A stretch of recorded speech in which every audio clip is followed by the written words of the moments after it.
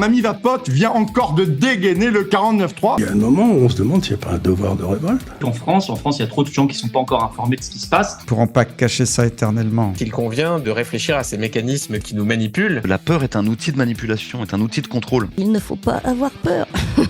Coucou les normies. Non mais t'as vu ce faste à Versailles?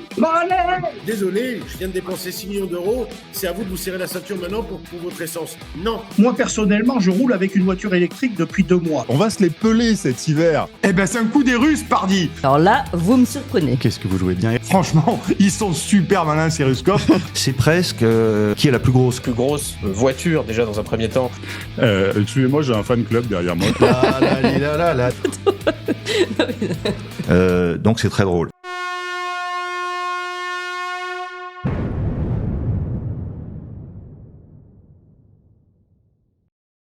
Pierre Conessa, bonjour. Bonjour. Alors, merci beaucoup d'être avec nous en direct. Vous êtes haut fonctionnaire, énarque, historien. Vous êtes également chercheur associé à l'IRIS, spécialiste des questions stratégiques et internationales. On vous avait déjà reçu, d'ailleurs, sur d'autres ondes pour votre livre Vendre la guerre. Et aujourd'hui, je suis très heureuse, évidemment, de vous recevoir pour ce livre État des lieux du salafisme en France, du séparatisme au terrorisme, un livre aux éditions L'Aube. Alors d'abord, premier point, ce livre, vous l'aviez écrit et terminé. Le dernier point, vous l'avez écrit et terminé quand exactement? C'était avant les derniers attentats. Oui, c'est-à-dire que ouais. ce qui m'avait beaucoup frappé, c'était le double assassinat des professeurs par des gens venus d'anciens nazis soviétiques. C'est-à-dire que, si vous voulez, on est tous focalisés sur la menace islamiste, salafiste, etc. Mais là, on avait deux profils, si vous voulez, qui étaient complètement différents, qui n'avaient aucun rapport avec la France, qui avaient été accueillis, qui étaient même parfois logés dans des HLM, en tout cas pour la famille Mogouchkov. Et donc, on avait, si vous voulez, quelque chose qui était totalement imprévisible. J'ai déjà accueilli un droit d'asile, des enfants qui étaient arrivés à 2 ans et 5 ans pour les 2 assassins et qui avaient été formés dans l'école républicaine et qui finalement vont décapiter et assassiner des professeurs, professeurs d'histoire. Donc, si vous voulez, mon interrogation était évidente. Oui, c'est ça, Samuel Paty et puis Dominique Bernard. Et donc, mon interrogation était quand même de se dire, attendez, il y a quand même quelque chose, on va pas toujours se focaliser sur Israël et Gaza, c'est pas du tout la question. La question, elle est ici en France. Et effectivement, ce constat que je répète souvent, c'est que la France est le pays qui a accueilli la plus grosse communauté juive, la plus grosse communauté arménienne, la plus grosse communauté chinoise et la plus grosse communauté musulmane des pays de l'Union européenne. Et nous n'avons des problèmes qu'avec une partie de la communauté musulmane qui prétend, par séparatisme, si vous voulez, imposer des lois qui sont celles tirées de leur interprétation du Coran. Et donc, je me suis dit, mais c'est sur ce terreau séparatiste, si vous voulez, qui fait l'originalité, qui va construire un discours victimaire, puisqu'on veut pas accepter leurs règles. Donc, il se construit un discours victimaire qui va légitimer, si vous voulez, à un moment, le passage à l'acte. Et ce passage à l'acte, il est d'autant plus incroyable que quand on prend le cas de Samuel Paty, on a un enfant qui ne le connaissait même pas, qui n'avait jamais été son prof, qui avait simplement entendu dire par une enfant qui n'avait pas assisté au cours, qui avait allumé son père avait allumé un type, un agitateur, si vous voulez, Finelli, qui commençait à alerter tout le monde, etc. Et donc, sur un mensonge, on aboutit à un assassinat, une décapitation. Donc, il y avait quand même quelque chose qui était quand même qu'il y a dans la société française, pour des raisons diverses qu'on développera si vous voulez, un terreau séparatiste qui légitime le terrorisme. Voilà, c'est ça ma démarche. Oui, tout à fait. Et ce qui est très intéressant, vous l'expliquez votre démarche dans votre livre, que finalement vous aviez écrit ce qui arrive aujourd'hui sous nos yeux, avant que ça n'arrive. Et finalement, vous l'avez fait dans votre livre, vous avez fait cette recension de tous les actes de séparatisme qui pouvaient mener au terrorisme. Et en fait, la question qu'on se pose aujourd'hui, c'est finalement comment vous tirez la sonnette d'alarme, vous avez sonné le tocsin pour utiliser un vocabulaire d'ici, mais pourquoi les autres n'ont pas pu le voir? Pourquoi les responsables n'ont pas pu le voir, n'ont pas pu voir cet état d'alerte? Je crois que si vous voulez, il y a d'abord une tradition républicaine, c'est-à-dire qu'effectivement c'est la liberté d'expression et donc on a beaucoup de mal, si vous voulez, à un certain moment, même si les gens vous délivrent des discours racistes mais qui sont pas ciblés, qui sont simplement du racisme anti-blanc, anti-chrétien, tout ce que vous voulez, il n'y a pas de loi en France pour ça.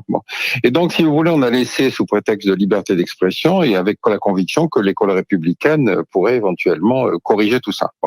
Or on a un cas qui est le rapport Aubin, qui est le rapport d'inspecteur général en 2003, qui déjà alerté, vous voyez, en 2003, vous vous rendez compte, il y a 20 ans, qui déjà alertait sur des manifestations de sécession de jeunes enfants, donc de gens qui avaient été radicalisés dans leur famille. On n'était pas sur des gens qui allaient sur Internet, etc. Or, la réaction du système politico-médiatique, c'est de dire, oui, mais enfin, n'exagérons rien, ne stigmatisons pas, etc.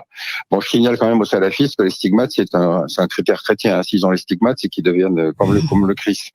Non, vous voyez ce que je veux dire? On est dans une espèce d'aberration intellectuelle où, en gros, on se met au-dessus de l'observateur, surtout de l'observateur qui tire la sonnette d'alarme, en disant, mais non, n'exagérons pas, les choses ne sont pas si simples, etc. Et donc, on a eu cette espèce de passivité coupable, si vous voulez, qui a fait que les choses n'ont cessé de se manifester dans des domaines de plus en plus divers, puisque c'est l'objet de ce bouquin, de montrer que il y a eu l'école, il y a eu les clubs de sport, il y a eu des tas.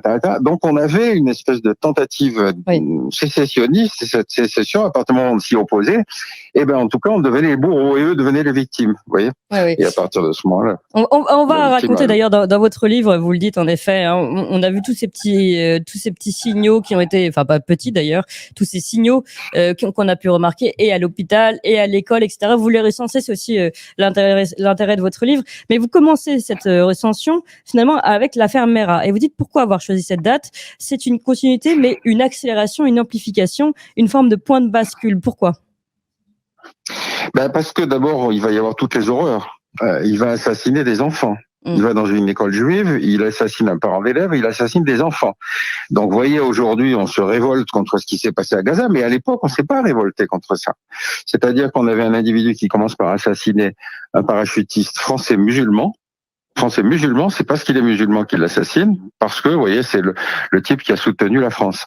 Ensuite, il va assassiner un parent d'élève et 2 enfants juifs, et puis ensuite, on va avoir le déroulé qui va se poursuivre, etc. Donc, on aurait dû avoir à ce moment-là, si vous voulez, une réaction extrêmement brutale, de se dire non, mais il se passe quelque chose de sérieux. Or, on a toujours, si vous voulez, la tendance à ouvrir le parapluie en disant non, mais les choses ne sont pas si graves, etc. Mais non, si, les choses sont graves.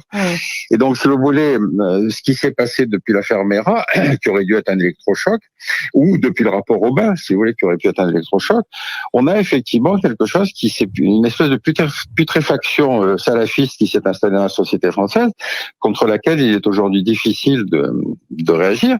Alors, j'essaye de montrer que, si vous voulez, quand on fait les fichiers S, c'est un agrégat assez composite, hein, parce que vous avez tout à la fois l'homme qui frappe sa femme et puis le salafiste qui fait des prédications dans une mosquée. Donc, c'est pas les fichiers S qui sont importants, c'est le SFPRT, c'est-à-dire ceux qui sont le haut de gamme et qui sont qualifiés de menaces potentielles. Il y a environ 3 à 4 000 personnes qui sont identifiées comme telles. Tous ne sont pas des nationaux, il y a des binationaux. Et donc, la moindre des choses, c'est de passer d'un principe de répression, c'est-à-dire d'attendre qu'ils aient passé à l'acte, pour passer à un principe de prévention. Dans la loi sur l'association terroriste, c'est une loi de prévention, c'est-à-dire si on considère qu'un groupe est sur le point de commettre un attentat, on va l'empêcher. Donc, rien n'empêche qu'on pratique une politique de prévention pour vider ce stock. Je vous en cite un exemple. La famille Mogouchkov, c'est-à-dire ceux qui ont assassiné, dont le fils a assassiné le professeur Bernard, devait faire l'objet d'une expulsion. Elle a été empêchée par une action des ONG, droits-de-l'hommistes, alors que, si vous voulez, aujourd'hui, j'attends les excuses de ces associations droits-de-l'homme. Aucune ne s'excuse. Elles considèrent que les principes, si vous voulez, l'emportent sur la réalité. Vous voyez bien qu'on est face à une crise de société, quoi. Oui, tout à fait. Alors, il y a un point qui m'intéresse aussi dans ce que vous avez dit. D'ailleurs, c'est puisque vous en parlez de cette famille Mogounov, ou je ne sais plus comment vous le prononciez, la présence des communautés réfugiées, justement, et notamment de ces Tchétchènes, hein, très présents. Est-ce qu'on ne peut pas aussi faire attention aux communautés accueillies, aux réfugiés, aux sans-papiers accueillis sur le sol français? Bien sûr qu'on peut y faire attention. Mais si vous voulez, vous avez 2 philosophies, qui est une, la France, terre d'accueil des gens menacés par leur gouvernement. C'est ça le principe du droit d'asile. Mais enfin, rappelez-vous, pendant les années sombres en Algérie, on a accueilli des combattants des groupes islamiques armés, qui étaient les plus terribles, les plus effrayants, ceux qui rasaient les villages, parce qu'ils étaient persécutés par le régime algérien. Et ensuite, quand les Algériens les réclamaient, on disait « Ah non, mais attention, ils risquent la peine de mort chez eux ». Vous voyez le caractère absurde de la chose. Et ensuite, vous avez effectivement le fait que les Tchétchènes, les Ingouches, et puis maintenant vous avez vu les Daguestanais, vous avez là un foyer de gens qui ont fourni des gros contingents à Daesh, et dont on explique que quand ils arrivent ici, ils doivent être pris comme réfugiés. Mais non, Ils n'ont pas à être pris comme réfugiés. La preuve, c'est que la famille Anzorov, qui est la famille de l'enfant qui va décapiter Samuel Paty, quand l'enfant a décapité Samuel Paty, il est félicité par son père. Oui. Et puis ensuite, toute la famille va rentrer en Tchétchénie. Oui. Vous voyez ce que je veux dire? Ça veut dire que non, on est dans un système passoire qui pose un principe au lieu de se préoccuper d'une réalité. Oui. Pourquoi des Tchétchènes ont été refusés? Mais parce qu'elles sont préparées par des associations, mais les types apprennent pas bien leurs leçons, c'est-à-dire qu'ils racontent tous la même chose. Et donc à la fin, les gens de la Cour nationale du droit d'asile se disent mais attends, celui-là on l'a déjà entendu 25 fois, quand on lui pose des questions précises sur la localisation de son village, les menaces, etc., ils sont incapables de répondre. Donc vous êtes face à quelque chose qui est très étonnant, c'est-à-dire vous êtes à une espèce de France passoire qui va laisser sur son territoire des gens dangereux. Bon, je suis citoyen français, j'ai quelques doutes sur cette politique. Ouais. En parlant de ça, vous parlez dans votre livre, vous racontez le retour du corps de l'assassin de Samuel Paty, qui a été honoré là-bas, même si les autorités tchétchènes ont tenté de réguler, il y avait une foule immense pour honorer ce corps. Donc ça montre qu'il y a quand même vraiment des questions à se poser. Je voulais vous demander aussi, du côté des autorités, et même en remontant jusqu'à l'Union européenne, qui joue une forme de double jeu. Aujourd'hui, on entend Ursula von der Leyen, bon, là on parle d'Israël, et d'ailleurs il faut pas confondre les deux scènes, vous l'avez bien dit, et j'aimerais bien qu'on en dise un mot après, mais qui a dit soutien inconditionnel à Israël face au terrorisme, etc. Et puis, qui à côté de ça va financer des associations, l'Union européenne va financer des associations qui sont alliées aux frères musulmans. Où est la logique en fait ? Je ne sais pas s'il y a une logique, si vous voulez, il y a des principes, et c'est ça qui est grave. C'est-à-dire, quand vous avez des principes dont vous ne pouvez pas les confronter à la réalité, ben vous continuez d'en vivre dans vos principes. Je vous cite un exemple. Il y avait un type qui s'appelait Oussama Attar, qui était un jeune Français qui était parti en Syrie. Bon, avec l'écroulement de Daesh, il est pris dans les prisons kurdes, et puis va commencer une campagne d'opinion. Le pauvre, il est malade, on le soigne pas, il faut le ramener en France. Bon. Le gouvernement français n'était pas spécialement enthousiaste à l'idée de le ramener, étant donné le profil du gars, mais enfin, la pression d'opinion publique des familles agissant sur les médias, les ONG, etc., il est ramené en France. Il est ramené en France, dès qu'il arrive ici, il disparaît. C'est-à-dire qu'au lieu, il était pas malade du tout, on va le retrouver dans le sud tunisien en train de faire du trafic d'armes pour les maquis salafistes, et puis ensuite, il va être emporté à notre affection par un tir de drone américain. Vous croyez que des associations sont excusées? Seule Amnesty a dit, mais nous n'avons jamais demandé qu'ils soient rapatriés, nous avons demandé qu'ils soient soignés. Donc vous voyez, le hiatus, aujourd'hui, vous avez une espèce de machine qui se désintéresse à la fois de la réalité du profil et de la sécurité des Français. Deuxième caractéristique, quand la jurisprudence européenne, c'est la Cour de justice, la Cour de justice européenne, qui a daté un arrêt qui doit dater de 2011-2012, qui interdit l'expulsion si la vie de le type expulsé, quel que soit son passé, si vous voulez, risque d'être menacé dans le pays d'accueil. Donc, si vous voulez, quand vous avez un terroriste condamné, expulsable selon le droit français, devient inexpulsable en fonction du droit européen. Comme il est à la charge de la France, ça veut dire qu'il est logé, nourri, blanchi, même si c'est désagréable, qu'il n'arrive rien à faire, etc. Mais enfin, il est logé, nourri, blanchi, alors qu'un SDF français n'a droit qu'au revenu, qu'au RSA. Vous voyez l'aberration? Bon, donc on est face à une jurisprudence européenne qui est totalement théorique. Bon, cela dit, ça n'explique pas pourquoi en France on applique moins les OQTF, les obligations de quitter le territoire français, que l'Allemagne ou que l'Angleterre. Donc, ça veut bien dire qu'il y a en France des viscosités sociales qui font que les principes ne veulent pas s'adapter à la réalité. Et donc, une grande partie des associations de droits de l'homme portent une responsabilité très lourde. Mais il se pose comme conscience morale de la France. Bon, comment voulez-vous faire contre une conscience morale? Oui, enfin, si, justement, parce que, enfin, là, vous dites les associations de droits de l'homme, en fait, derrière, c'est quand on est dans une procédure judiciaire. Le problème, c'est que là, on a une magistrature aussi qui joue peut-être aussi le jeu de ces associations, ou en tout cas de cette vision du monde, on va dire. Mais vous dites l'Union européenne et donc la France ont une vision totalement théorique du monde et donc ne permettent pas de protéger les Français et les citoyens européens. Mais moi je dirais plus que théorique, c'est presque complice d'alimenter des associations, de faire comme si ces associations, je le rappelle, Fémiso et tout ça, qui font la promotion du voile, etc., mais qui sont liées directement, c'est prouvé, c'est sur des organismes. D'ailleurs, l'Union européenne a aussi financé d'autres universités, par exemple l'université de Gaza, qui est elle-même fondée par le même fondateur que le Hamas. On peut pas d'un côté crier, faire les vierges effarouchées en disant qu'est-ce qui se passe en ce moment sur la scène israélo-palestinienne, et de l'autre côté ouvrir les robinets à toutes les associations proches de ce terrorisme. En fait, il y a quand même vraiment une question ici, Pierre Conessa. Oui, c'est vrai, mais si vous voulez, sur le cas Israël-Gaza, quand même, faisons un point d'actualité. Allons-y, oui, tout à fait. Non, parce qu'ensuite on reviendra sur le cas de France. Première chose, il y a deux extrémistes face à face. Il y a deux extrémistes. Netanyahou est un extrémiste juif. Il est soutenu par les juifs radicaux qui créent des colonies sauvages en Cisjordanie pour que Netanyahou fasse des routes protégées ouvertes seulement à l'armée israélienne pour venir les sécuriser. Bon, quel pays accepterait, si vous voulez, ce genre de situation? Donc, il méprise même toutes les conditions de la paix au Proche-Orient. Pour Gaza, Gaza est un immense ghetto à ciel ouvert, vous savez, qui fait 20 km sur 10 km de large. Et donc, il va donner l'instruction à 1 million de Gazaouis de s'en aller vers le sud. J'ai dit sur un plateau télé que ça s'appelait de l'épuration ethnique, ça a fait sauter tout le monde au plafond. Mais quand les Azerbaïdjanais le font avec les Arméniens, on considère que c'est de l'épuration ethnique. Donc, si vous voulez, on a deux extrémismes face à face. Ça nous met d'autant plus en difficulté que nous portons la responsabilité de la Shoah, je dis nous occidentaux, et que les Gazaouis la portent pas. Donc, si vous voulez, on met face à face, si vous voulez, deux choses. Rappelez-vous quand même que plus personne n'a parlé de l'affaire de Deir Yassin, par exemple. Deir Yassin, c'est un village palestinien qui a été rasé par la Haganah en 47, à l'époque où on voulait que les Palestiniens quittent le territoire. Plus personne ne parle des camps de Sabra et Shatila, rappelez-vous, qui sont en plein Beyrouth et qui ont été l'objet de massacres israéliens. Donc, je veux dire, on peut pas faire d'un côté les gentils et de l'autre côté les méchants. Quand on est face à deux extrémismes, il faut absolument le dire. Et il faut utiliser les mêmes mots pour les qualifier. Donc, vous avez du terrorisme armé d'un côté.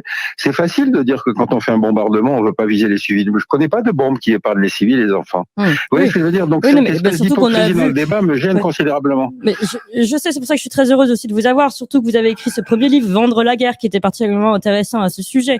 Et ici, aujourd'hui, on l'a vu, il est très, très difficile de pouvoir poser tout simplement les faits calmement sur ce qui se passe sur la scène israélo-palestinienne. Et en tout cas, rappelons-le pour aller dans votre sens, qu'il y a aujourd'hui plus de civils du côté gazaoui que du côté israélien touchés, je veux dire victimes.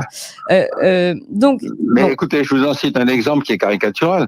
Vous savez que dans Le Point, BHL fait une critique toutes les semaines. La semaine dernière, il a fait « Je vous écris d'Israël ». Alors, je vais écrire en disant « J'espère que vous allez nous faire une critique sur « Je vous écris de Gaza ». Il n'est pas question qu'il aille à Gaza. C'est-à-dire, il prend position purement et simplement. Donc, si vous voulez, moi, c'est contre ça que j'essaye de lutter. Je ne suis ni juif ni musulman, je suis laïque. Je tiens fondamentalement à la laïcité. Et donc, je peux me permettre de critiquer tous ces gens-là, quels qu'ils soient. Est-ce que vous pensez, justement, là, je fais écho à votre premier livre cité, Vendre la guerre.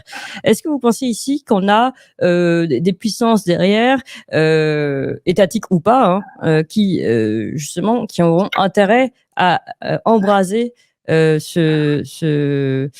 scène de guerre? Écoutez, moi, j'ai écrit d'autre temps un bouquin sur la politique religieuse de l'Arabie Saoudite, la diplomatie religieuse de l'Arabie Saoudite, ça s'appelait Dr Saoud et Mr Djihad. Parce que le salafisme, c'est pas les Iraniens qui l'ont inventé. Le salafisme est une branche extrême du sunnisme. Et l'Arabie Saoudite, si vous voulez, a diffusé, avec l'aide d'ailleurs des Américains à l'époque de la guerre froide, le salafisme partout en pensant que c'était un barrage contre le communisme et contre le socialisme, rappelez-vous. Et rappelez-vous qu'à l'époque, le grand homme arabe, c'était Nasser. Et Nasser, c'était le socialisme arabe. Donc, Nasser disait d'ailleurs aux Arabes, il disait, mais vous devriez vous préoccuper des monarchies du Golfe plutôt que vous occuper d'Israël. Alors, vous vous rendez compte que le traumatisme que ça faisait. Donc, le salafisme a d'abord été un barrage contre le socialisme arabe. Et c'est pour ça qu'on l'a dans la bande sahélienne, puisque l'idée, c'était d'empêcher que Boumedienne, Nasser, Assad, etc. ne diffusent. Donc, aujourd'hui, on se retrouve avec du salafisme qui est d'origine saoudienne, mais c'est beaucoup plus simple d'accuser l'Iran. Parce que d'écouter l'Iran, non mais vous vous rendez compte, l'Iran, vous avez les ayatollahs, etc. Le radicalisme religieux est un radicalisme de pratique religieuse sans hiérarchie. Pourquoi ? Parce que n'importe quel individu va dire j'ai le contact direct avec Dieu et je vais vous dire ce qu'il faut faire. Les Iraniens, le chiisme iranien est un chiisme hiérarchique, comme l'est le Vatican. Et donc si on a des instructions, elles doivent venir d'en haut. Donc l'Iran a peut-être une responsabilité, moi je m'en fiche, mais encore une fois, si on ne s'attaque pas au problème, rappelez-vous quand même que le 11 septembre, vous aviez 15 Saoudiens sur 19 terroristes. George Bush accuse l'Iran, l'Irak et la Corée du Nord. Et on a tous... Personne n'a dénoncé. Ensuite, on va avoir le dépeçage de... Oui, et on n'est pas allé attaquer les Saoudiens, on est allé attaquer l'Afghanistan. Ouais. Bah oui, et donc ensuite, vous avez le dépeçage de Khashoggi dans un consulat. Heureusement, les Turcs avaient sonorisé le consulat, donc on a tous eu... Personne n'a mis en accusation Mohamed Ben Salman. Donc, si vous voulez, il y en a assez de cette hypocrisie. C'est trop facile de trouver l'Iran à tous les coins de rue. Non, il y a un virus qui s'est diffusé partout. Ce virus, on n'en a pas désigné l'origine. Donc, moi, je continue à plaider que, bien sûr que l'Iran fait une politique de perturbation, mais l'Iran ne maîtrise que le Hezbollah libanais. La bande de Gaza. Vous voyez ce que je veux dire ? Donc, il faut pas se tromper. C'est beaucoup plus simple de désigner un faux ennemi, parce que là, vous dites, oui, mais c'est évident. Non, c'est pas évident. Rappelez-vous quand même que la guerre Iran-Irak, c'est le moment où Saddam Hussein vient nous voir pour nous dire, je vais attaquer l'Iran, je vais vous régler le problème. On va mettre sous embargo le pays agressé, qui est l'Iran, pour financer l'agresseur. On va fournir toutes les armes possibles, imaginables à Saddam Hussein. C'est la violation évidente du droit international. Mais c'est pas grave, nous, c'est pareil, on est démocratie, donc si on est démocratie, on doit être le camp du bien. Ouais, mais alors pourquoi, vous avez soulevé cette question, vous dites on ne s'attaque pas au bon État finalement, donc disons-le clairement, nous ici, l'Arabie Saoudite, pourquoi ? Bah, écoutez, pour des raisons qui sont malheureusement assez évidentes, c'est un pays riche, c'est un pays qui a du pétrole. On a réussi à mettre sous embargo l'Iran, le Venezuela, maintenant la Russie et puis le Nigeria. Bon, qu'est-ce qui vous reste comme fournisseur de pétrole ? Il n'y en a pas des masses, Vous voyez ce que je veux dire ? On s'est piégé nous-mêmes dans cette espèce de logique qui fait que les Saoudiens, ils nous disent non, je vais pas augmenter ma production de pétrole et donc vous allez raquer, vous allez payer. Vous voyez ce que je veux dire ? On s'est mis dans une situation de dépendance vis-à-vis de l'Arabie Saoudite qui est absolument incroyable, qui est scandaleuse. Donc, on peut toujours dire, regardez, Mohamed Ben Salman a autorisé les femmes saoudiennes à conduire. Oh là là, quelle avancée démocratique. C'était le seul pays du monde où on n'avait pas le droit de le faire. Vous voyez ce que je veux dire ? Comment on a abaissé les critères de rapport à l'Arabie Saoudite. Bon, écoutez, vous savez, dans le livre sur le lobby saoudien en France, j'ai essayé d'expliquer comment marchait la diplomatie religieuse de l'Arabie Saoudite. Pour que l'intérêt de la communication de l'Arabie Saoudite, d'abord, c'est qu'elles se sont payées les 5 grandes majors de la relation publique, les 3 américaines et les 2 françaises, dont Publicis, je tiens à le signaler. Et alors, celles-ci ont déterminé 3 cibles. La première, c'est les dirigeants occidentaux. Alors, les dirigeants occidentaux, comment est-ce qu'on les achète ? C'est très simple. Quand un dirigeant vient en Arabie Saoudite, il repart toujours avec une lettre d'intention. L'aide d'intention, ça veut dire nous nous engageons à négocier pour 10 milliards de contrats quand c'est français, 100 milliards quand c'est américain. La lettre d'intention ne signifie rien. Simplement, ça permet au type de rentrer dans sa capitale en disant, vous voyez, avec moi, ça avance. Deuxième cible, les hommes d'affaires. Les hommes d'affaires, on va les amener au Davos du désert. Davos du désert, on leur présente un projet Neom qui fait 1000 milliards de dollars. Quand vous êtes homme d'affaires, vous dites, on va pas critiquer un pays comme ça. Il y a des affaires à faire. Et troisième cible, c'est les élites de la communauté musulmane à l'étranger. Les élites de la communauté musulmane à l'étranger, beaucoup ont des agences de voyage dont le produit phare, c'est le pèlerinage. Si tout à coup l'Arabie Saoudite dit, attendez, cette année, les visas, on en aura moins parce que si, parce que ça. Vous les faites taire. C'est-à-dire que le but de la communication de l'Arabie Saoudite est qu'on ne parle pas de l'Arabie Saoudite. C'est original comme politique. Et on y arrive. La preuve, voilà, je vous en cite des Alors, je voudrais, il nous reste finalement un peu de temps et continuer sur cette comparaison, enfin, plutôt sur la mise en parallèle qui est faite aujourd'hui tous les jours entre la scène israélo-palestinienne et ce qui se passe ici en France et les attaques, les dernières attaques notamment dont on a pu parler, tout ça que vous avez recensé dans votre livre avant, mais bon, Dominique Bernard, pour finir. On a entendu, du Hamas à Arras, finalement, l'islam radical a déclenché une guerre sainte contre l'Occident. Voilà ce qu'on a entendu, notamment dans la bouche d'Éric Zemmour, mais pas que. Cette mise en parallèle, le fait qu'on se dise que d'une scène est apportée à l'autre, est-ce que vous considérez qu'on a raison finalement d'importer ce schéma israélo-palestinien sur notre scène française ? Non, moi je pense que si vous voulez, les choses sont différentes. C'est-à-dire qu'on a notre propre politique à mener, indépendante de ce qui se passe sur le terrain. je vous dis pour le conflit israélo-gazaoui, je vous ai dit mon analyse, c'est qu'il y a deux extrémismes face à face. On n'a pas de raison d'en pardonner un plutôt que l'autre. Rappelez-vous, Netanyahou a été élu, le Hamas aussi a été élu, et puis Hitler aussi a été élu. Donc c'est pas l'élection qui fait la validité, première chose. Deuxième remarque, je vous signale que les trois assassins, ou en tout cas les deux assassins de professeurs français et l'affaire qui s'est passée au Daghestan, vous montrent que c'est pas des Maghrébins. C'est-à-dire qu'on a laissé sur le territoire français des gens dont on pensait que parce qu'ils avaient des problèmes chez eux, ils méritaient le statut de droit d'asile. Bon, moi je pense que non. Je pense qu'il faut arrêter cette politique droit de l'homiste et il faut être extrêmement sévère sur l'accueil sur le territoire parce qu'ensuite, si vous avez le type sur le ventre, vous ne pouvez plus l'expulser. Donc, il faut effectivement avoir une politique très très stricte parce que comme il y a du retard à la fois dans la justice et dans la Cour nationale du droit d'asile, une fois que le type est resté un certain temps sur place et puis qu'il a des enfants qui ont moins de 13 ans, et ben à ce moment-là, il était inexpulsable. Vous vous souvenez cette affaire? C'est-à-dire qu'on avait posé des règles qui faisaient qu'on s'était nous-mêmes auto-bloqués. Alors aujourd'hui, Darmanin parle d'abaisser cet âge, très bien, mais il reste tout le reste. C'est-à-dire comment est-ce qu'on expulse, pourquoi les autres y parviennent mieux et pourquoi nous n'y parvenons pas. Donc je crois qu'il y a beaucoup de travail à faire. Et effectivement, j'attends encore une fois maintenant après Dominique Bernard que les ONG qui ont défendu la famille Mogouchkov viennent s'excuser. C'est la moindre des choses. Elles se sont trompées. Elles ont laissé sur le territoire français une famille dangereuse, d'un gosse qui pourtant avait été passé par l'école républicaine et qui malgré ça est venu assassiner un professeur qu'il ne connaissait, dont il avait été l'élève en plus. Et donc vous vous dites, mais attendez, c'est le monde à l'envers, c'est de la folie. Donc il faut arrêter cette mécanique folle. Et pour parler de mécanique folle, mais sur la scène internationale, et on avait déjà un petit peu plus tôt parlé de ce qui se passait sur la scène ukrainienne. Est-ce qu'aujourd'hui on n'est pas aussi, on a l'impression qu'on est pris dans un enclenchement, une mécanique folle de la guerre, et qu'à chaque fois, même nous, France, qui avons pourtant une tradition gaulliste d'une troisième ligne, une tradition diplomatique, aujourd'hui on a tendance à toujours prendre parti de toute façon pour un pays et n'arrivons plus à jouer notre jeu, on va dire, diplomatique. Écoutez, bon, moi je salue l'attitude du président Macron qui consiste à parler avec Poutine. Bon, vous savez, aujourd'hui, sur la scène politique française, il n'y a qu'un seul ennemi, c'est Macron. Tout le monde est d'accord contre lui. C'est absolument fascinant. On a l'impression que l'islamisme n'existe pas, que la guerre n'existe pas. Il y a Macron. Bon, cela dit, je laisse ça de côté. Sur le cadre de la guerre en Ukraine, reprenez le fil chronologique. Bon, l'Ukraine est un pays dont les frontières n'ont cessé de translater tout au long de l'histoire, puisque entre le pacte germano-soviétique, puis la défaite de 45, etc., le découpage a été fait par le camarade Staline, qui avait comme souci, effectivement, toujours de ne jamais créer des États fédérés de l'URSS avec des homogénéités ethniques.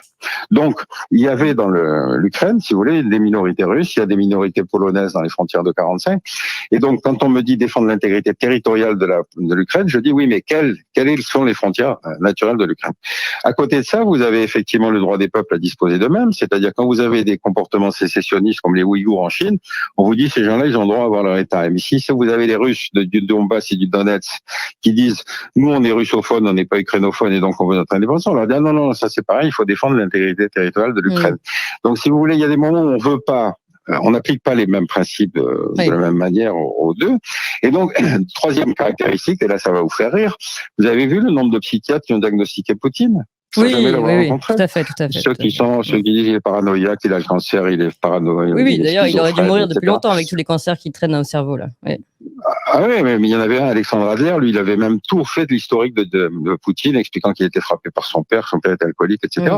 C'est-à-dire, quand vous faites un récit qui en plus est avalisé par un type qui prétend le connaître, c'était le cas d'Adler, il le connaissait pas, et que vous avez Cyrulnik qui dit moi je ne diagnostique pas un homme que je n'ai jamais rencontré, vous dites mais où est passée l'éthique professionnelle? L'appétence du plateau télé est telle que vous allez, moi on m'inviterait à diagnostiquer Poutine, j'irai. Je vous dis, je vais vous raconter des conneries, mais je vais vous les raconter depuis un plateau télé. Vous voyez ce que je veux dire?